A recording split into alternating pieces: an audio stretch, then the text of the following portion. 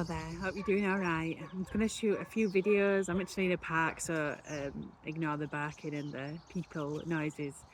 Um, so I'm going to talk to you about some of the things that I do with clients, and I guess I'm going to make another video about this, but when to choose to do something rather than allow words to be the predominant part of the session and to make up the session is a different thing, really. And I will talk about that a little bit. You know, when do we think about other stuff to do with clients, like nesting dolls, cards, sand tray, using pen and paper and things like that? When is that the right moment?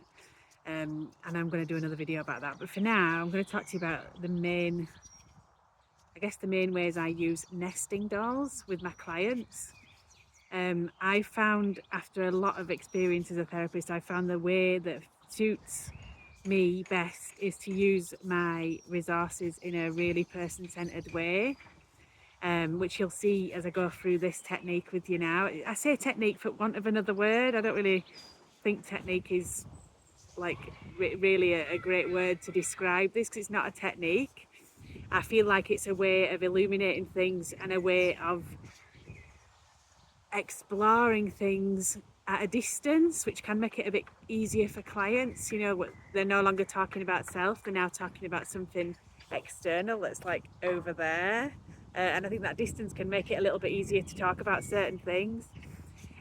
So I invite the client to think about these. They can choose as many as they want. I think my nesting doll sets usually have about, I don't know, five to eight. I've got a few different sets, and I invite them to choose as many as they like, and sometimes they choose more as they go through. And I allow them to choose stages in their life that they want to represent within the dolls. And they might say, okay, so is this me now? And I'm like, it can be. It can be you in the future. It's really up to you. You know, it's really, no, there's no right and wrong. And is this me in the past? So I suppose this is me, and they start maybe volunteering some ages that feel right. I've only put 3 out for purpose of this because of the frame, but you can have more. So this might be me when I was 7. This might be me when I was, I don't know, 16, 17, and maybe this is me now. So we lay out these figures in this way, and very tentatively and very client-led, how the number they want, the ages they want. And we begin giving all of these stages in the client's life a little bit of airtime, a little bit of attention, a lot of love and TLC if it's needed. But again, that maybe comes a little bit further down the road.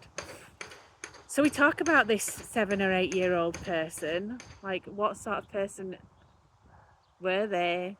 What did they love? What did they enjoy? What were their fears?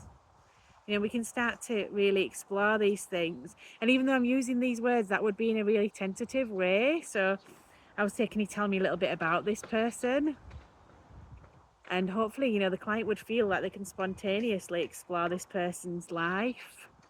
And the same goes for this next stage, which I have put as my teenage years. I feel like the teenage years are really under considered.